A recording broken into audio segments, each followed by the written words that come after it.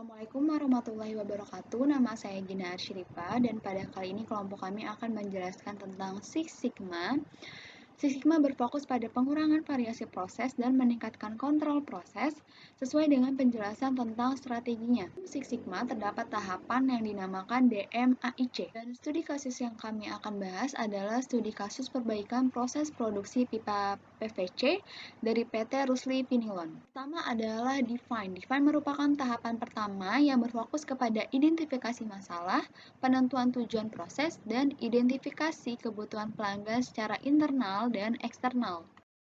Define dari studi kasus kami adalah jumlah cacat produk yang terjadi pada pipa PVC yang cukup tinggi, yaitu sebesar 12.376,9 kg dari jumlah total produksi pipa PVC sebesar 204.869,4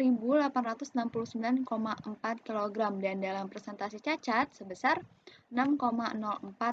Dapat 9 CTQ untuk kualitas pipa PVC. CTQ merupakan standar spesifikasi agar memenuhi kebutuhan dari pelanggan, yaitu terdapat pipa hangus, pipa bergelombang, pipa tidak bulat, terdapat sisa potongan, potongan pecah, pipa bintik, standar ketebalan, gagal soket, dan tidak lolos QC. Tujuan dari tahap ini secara objektif menetapkan dasar-dasar perbaikan. Measure merupakan langkah pengumpulan data yang tujuannya adalah untuk menetapkan standar kinerja.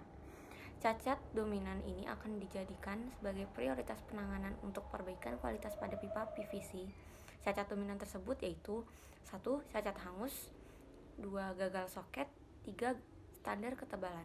Analyze. Tahap ini merupakan tahap menganalisa, mencari, dan menemukan akar penyebab dari suatu masalah. Berdasarkan tahap measure, diketahui cacat dominan yaitu cacat hangus, gagal soket, dan cacat standar ketebalan. Hal tersebut terjadi karena faktor manusia, mesin, dan metode. Improve di sini berfokus pada pemahaman penyebab utama yang diidentifikasi dalam fase analisis sebagai pengendali atau menghilangkan penyebab masalah-masalah tersebut. Dari hasil analisis yang didapat, cacat hangus, gagal soket, dan cacat ketebalan diakibatkan karena setting yang tidak sesuai dan mesin yang jarang dibersihkan, serta jadwal perawatan yang tidak berkala. Nah, pembuatan standar kerja untuk setting, pengawasan, dan kontrol oleh pengawas produksi itu akan melahirkan perawatan yang teratur.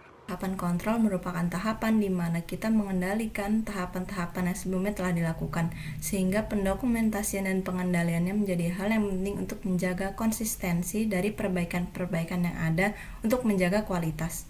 Lalu di sini kita bisa menggunakan pengendalian seperti check sheet, quality report, maupun P-chart dan U-chart.